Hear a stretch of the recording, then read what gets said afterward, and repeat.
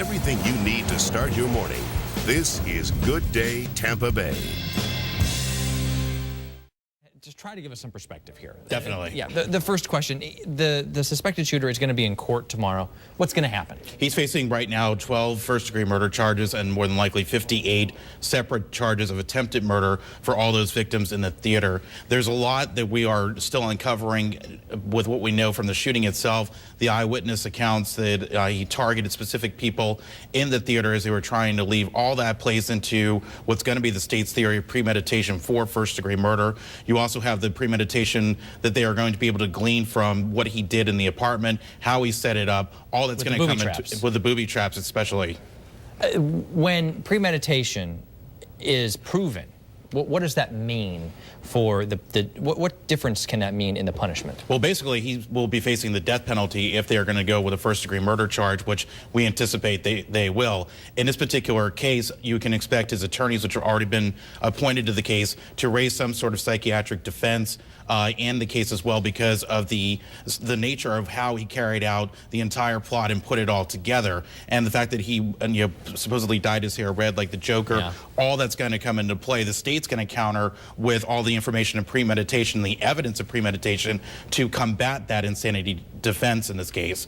What happens when there is an insanity defense, and what can that mean for the state's likely desire to request the death penalty? Well, it's going to come into play down the road. You can expect that the state's going to be able to go after the death penalty and give their notice of seeking the death penalty in this particular case. However, when you get in a situation when you have a mass murder situation like this, there's actually profiles. He actually fits the profile of what's called a pseudo commando, and what that entails is someone that's stockpiling weapons. They put a lot of careful planning into their plan to carry out the execution. They're not concerned with the victim themselves as much as how many victims that they can take out in the massacre type situation. So the state's going to play on that.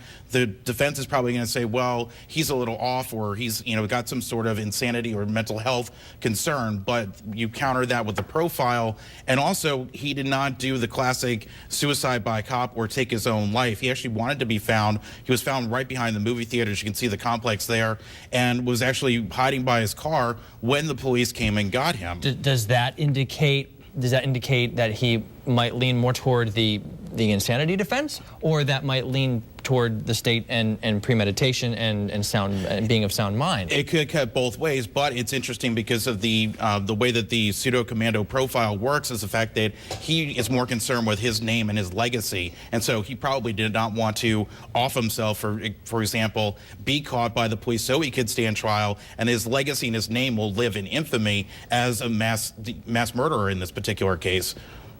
It's just unbelievable that it could happen. And I'm sure that lots of people will be wondering, could it have been prevented? I wonder, in the state of Florida, what laws do we have? What tools do law enforcement and prosecutors have at their disposal to try to prevent this? We've heard in the past in multiple stories on this television station about the Baker Act. That's one of the tools. What is the Baker Act? How does it work? And does it help prevent shootings like this? The Baker Act, you're going to have evidence that the person has some sort of issue where they're either going to be a harm to themselves or a harm to someone else. So when they Baker Act someone, you're basically taken into custody for 72 hours and placed under psychiatric watch. In this case, it's so different because there was no signs that this was going to happen. So you couldn't have applied the Baker Act. And because it's a mass murder situation, he was planning this all along. We heard the one story about the woman who heard the loud music in his apartment, went up there that night when the shooting happened, and almost went in to the booby-trapped apartment. So until this all started unraveling in the movie theater, there was no indication that this plan was even about to be hatched. And that's what people need to remember in these mass murder situations. It's all internalized. The person has the plan, they have some sort of issue, some sort of lesson that they want to teach the world, and so there's no really predictive behavior that you're going to see them exhibit. You're going to see the situation unfold like we did in the movie theater, and then everything comes afterwards in waves where you find out what this person was really up to and what they were out to accomplish in the end, which in this case was killing 12 people and injuring 58 more. Even if it doesn't meet a legal definition of insanity, it just as a human being, it's just insane.